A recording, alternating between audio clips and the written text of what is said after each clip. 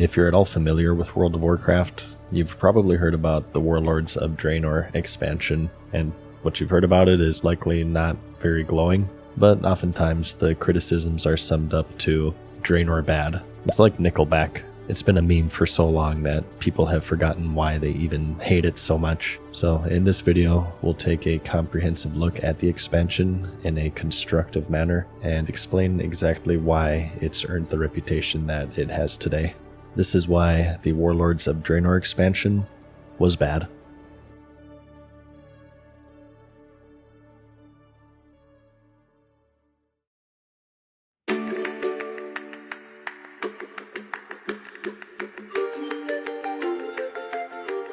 The year is 2013, and World of Warcraft is coming off of its fourth expansion, the Mists of Pandaria. While wildly different than the rest of the game, it's an expansion that today many look back to quite fondly.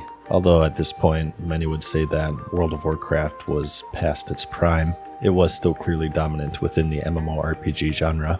And while the Cataclysm expansion may have been their first sign of weakness, there had yet to be an expansion that was unilaterally believed to be bad, so coming off of the Mists of Pandaria, expectations were still quite high at this point, and on November 8th, 2013, the announcement was made. The next expansion was the Warlords of Draenor. We call it Warlords of Draenor!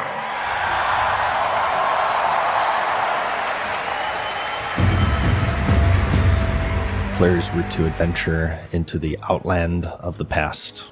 In fact, a time before it was known as the Outland, but instead Draenor, the home of the orcs, before it was corrupted by the Burning Legion.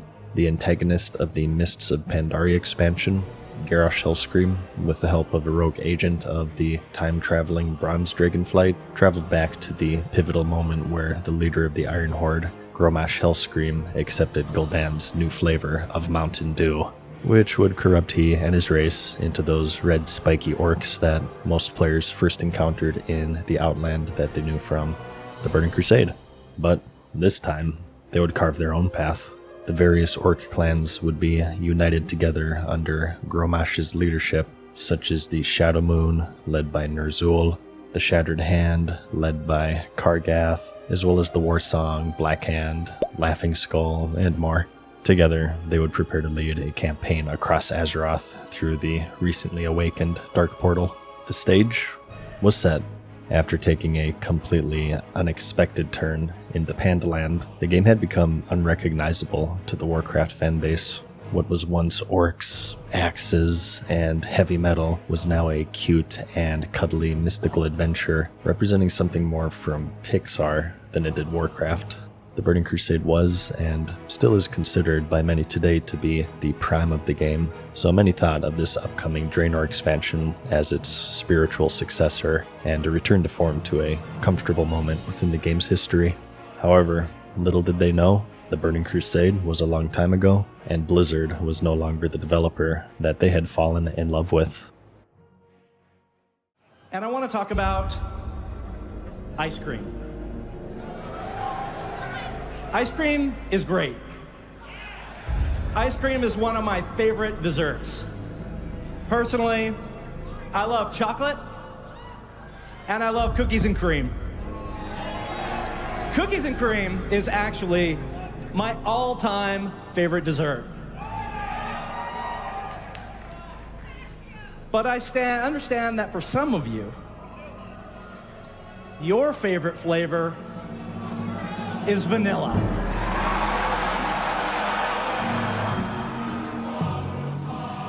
Hype. It's a powerful force within the world of media. It's a special kind of excitement that can only be obtained through anticipation. You may have heard the quote before, "The air is electric." A full capacity crowd waiting for an icon to make their entrance. It's a good old-fashioned dopamine bukkake. Details of the upcoming release are slowly rolled out. Discussion forums are buzzing with conversation and excitement. YouTubers are making their cringe clickbait thumbnails, and people are marking down their calendars and counting down the days left until release. Word spreads, pre-orders roll in, and the fanbase waits in eager anticipation. Ironically enough, it's often this stage is where the product has reached its height in popularity. But as powerful and beneficial hype can be to an upcoming release, it also sets the stage for disappointment. It's inevitable. When expectations are soaring into the heavens, they'll eventually come down to earth. But the issue is that, for MMOs, it's taken to the extreme. And it makes sense if you think about it. You live in this virtual world, you build a virtual community, you make friends, meet enemies, and out of any genre of game, they demand the largest investment of time. To many, it's almost like a second life, a comfortable place to escape to. An escape that was marketed similarly to a time where the game had reached feverishly high levels of popularity.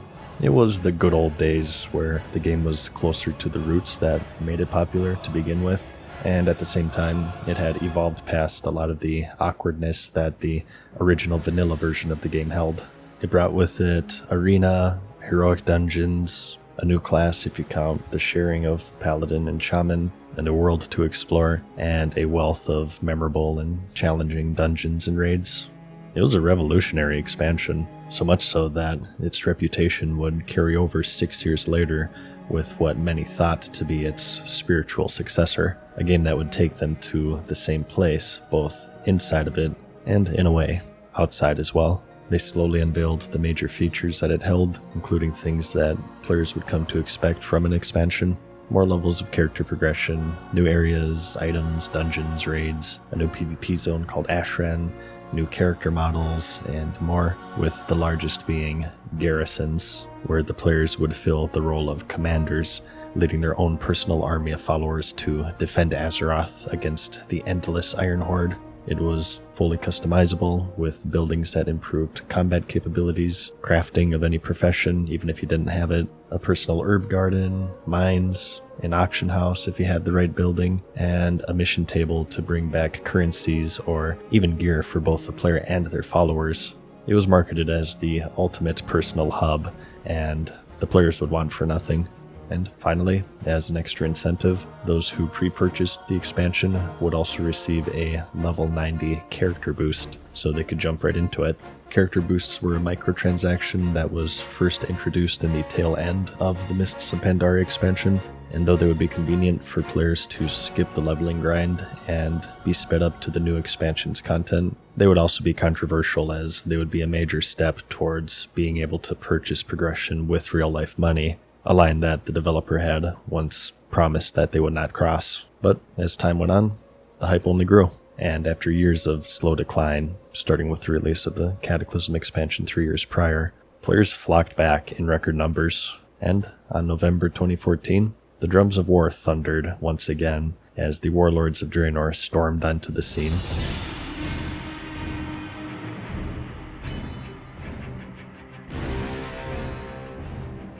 It was an immediate hit, with 3.3 million copies flying off of the shelves in the first 24 hours. Subscriptions skyrocketed to 10.5 million, the highest since their initial decline, and smashing records for the biggest subscriber surge an expansion had ever seen. On paper, it was a triumph, a true return to glory for the World of Warcraft. Oh, that's nice. Every fucking server that I even play on is offline. Oh, yeah. It looks like mine aren't the only ones. Unfortunately, the triumph soon turned to turmoil. Launch day wasn't just a celebration, it was a battlefield. Blizzard servers got slammed by both the rush of players and also by a DDoS attack, a flood of fake traffic choking them into submission. A group known as the Lizard Squad had planned the attack for launch day to troll the subscriber base, making it mostly unplayable for hours and then days. Players could rarely log in, and when they did, they would be stuck in limbo as the servers struggled to keep up. Law enforcement scrambled to track down the culprits, frustration boiled over, and the hype train was quite violently derailed, leading to one of their messiest launches in a long time, which is kind of saying a lot for Blizzard releases. But that's one thing. A launch plagued with technical issues isn't necessarily unheard of within the MMO genre. What really matters is if it was actually worth the frustration, and unfortunately for many, it wasn't. Once the players finally did get in, what they found was an expansion that was half-finished, Several of the previously advertised features were missing entirely, and through data mining, many more were discovered, such as a legendary questline, 2 major cities, new battlegrounds, and even a whole raid tier. And what's more, a feature that actually did make it into the game, and the largest that the expansion had staked its claim on, garrisons, also fell short. As advertised, it was a personal base. You could recruit followers, grow herbs, mine ore, craft gear, and even use the auction house. And the best part? All of it to yourself. As for the worst part, all of it was to yourself. As convenient as it was also a one-way ticket to isolation. World of Warcraft, the king of MMOs, a massively multiplayer role-playing game, started to feel for many like it was single-player. And this is where the Warlords of Draenor truly suffered. Most multiplayer games, especially MMOs, live and die, not necessarily even on how popular they are, as much as how popular they appear to be. If a player walks into a sprawling hub or encounters fellow adventurers out in the wild, they get the impression that the game they're playing is popular, and therefore their time spent holds value, and so they are therefore motivated to devote more to it. However, the opposite is also true. If the main cities are barren, and the players level in empty zones with nothing but NPCs to keep them company, it gives them the impression that the game is dead or dying, the world doesn't feel alive, and if no one else is playing it, why are they? This is what is known as the bandwagon effect. The more people on a bandwagon, the more a person will want to join, and if there is no one, there must be no reason to join. In fact, this phenomenon is partly why, when the game had started losing subscribers, instead of just shutting down servers, Blizzard introduced cross-realm zoning where players could see others from other servers. This would accomplish 2 things. Although the game was indeed steadily losing subscribers, it would retain or even reinvigorate the illusion that it was thriving, not dying, as well as avoiding the poor optics of headlines reading, World of Warcraft shuts down X amount of servers among decline in subscribers. And so, regardless of what benefits the garrison system brought to the game, it wouldn't be enough to overcome this one devastating downside. They made the game seem dead, and this once massively multiplayer game was clearly not as massive as it once was.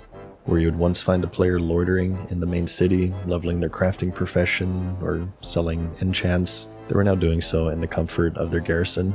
And where you'd once find a player trekking the world and collecting ore veins, they were now doing so within the confines of their garrison, and people were beginning to liken the expansion to a queue simulator, waiting for a dungeon or raid to pop while you stood semi-AFK in your garrison with your NPCs to keep you company. They were strong. They were far too strong, and players had little reason to leave them, as this was even before the time of world quests, which were later introduced specifically to get players out into the world to give it life, to solve a problem that the Warlords of Draenor started. And beyond that, this now fractured community, the lifeblood of the game, got split even further due to other areas where the expansion fell short, such as its raiding. The raids themselves are often praised today. What they lacked was simply quantity. The expansion would hold a record low 3 raid tiers. Player housing had been something that was discussed quite frequently between the players and developers prior to the launch of garrisons, and one of the reasons why the developers were resistant was that the amount of time needed to implement such a system would mean abandoning raid tiers. As evidenced with a pre-release screenshot of a map that showed a planned raid in one of the game's zones, Talador, which never made it into the game, it would seem that it was indeed the case. Just another of one of the many missing features of the expansion. This was also referenced with a grave site within the player's garrison that held an epitaph which read, Ray D tier.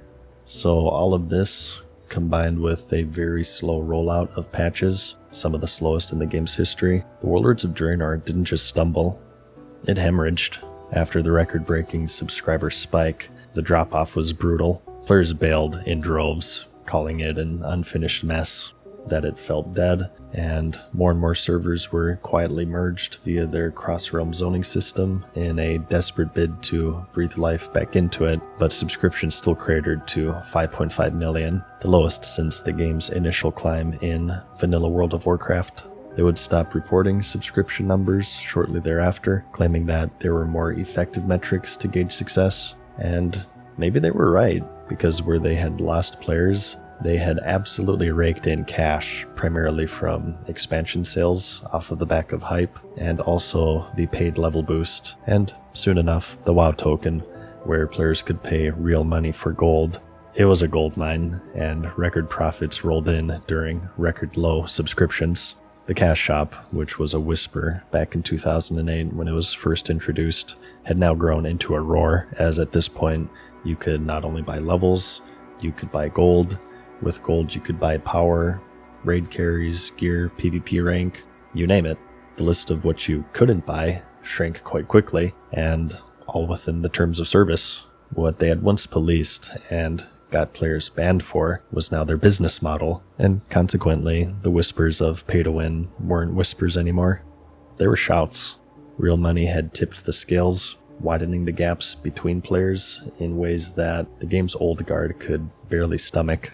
Subscriptions weren't public anymore, but you didn't really need numbers to feel the vibe. The Warlords of Draenor left a scar. It soared out of the gate, and then tanked harder than anyone could have predicted. Financially, it was a juggernaut, but for the soul of World of Warcraft, a reckoning. Beyond this, the expansion suffered more minor controversies, such as the announcement of no flying mounts being available throughout the entirety of the expansion.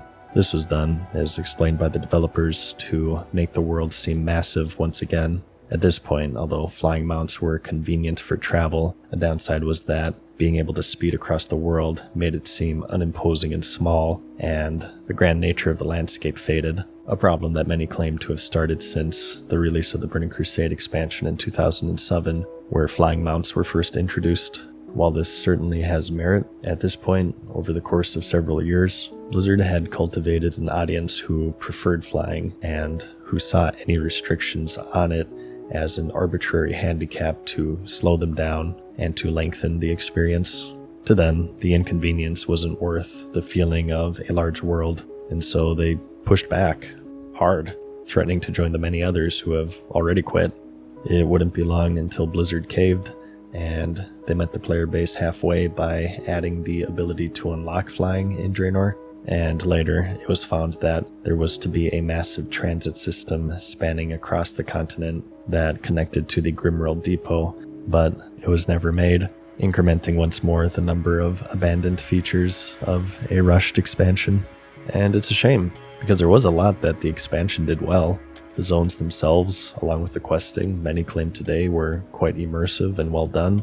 The raids that were released were memorable and unique.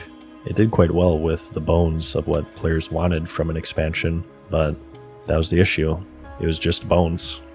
And so, the Warlords of Draenor was a paradox of profit and pain. It marked a time where players realized that Blizzard Entertainment were just words on a building. They were reminded that game development teams are consisted of people. People who quit, people who are fired, die, or are otherwise replaced by those who don't share the same vision of their predecessors. They learned that the games that they play are extensions of their developers, and while the Burning Crusade oozed the feeling of a passion project made by a bunch of nerds who play D&D in a dark and dusty basement, and made during a time where the game and its community were thriving, the Warlords of Draenor felt disconnected and hollow, and was delivered during a record-low decline with the promise of nostalgic better days dangled in front of it. And that is why many people consider today the Warlords of Draenor expansion to be bad. It was a combination of an unforeseen level of hype, skyrocketing it into the heavens, followed by a very hard crash aided by a poor launch, numerous abandoned features, the most major of which harmed the game, and the realization that the past was indeed in the past.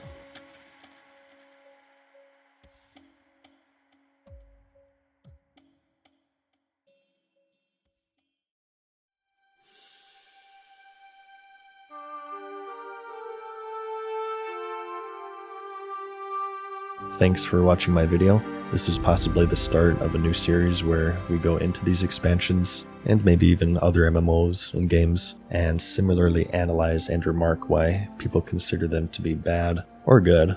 I want to cover the successes as well, and Blizzard has a lot, I'm sure you'll agree. As critical as this was, I hope it came off as constructive. I'd rather people look at it as more of an analysis on how things can go wrong within the genre and learn from it, rather than just use it as a punching bag.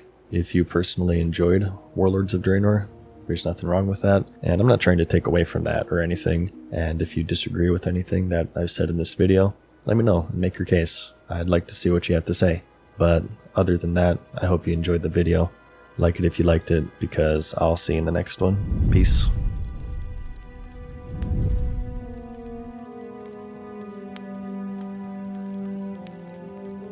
Farewell for now, mortals. We hope you enjoyed today's video. See you again soon.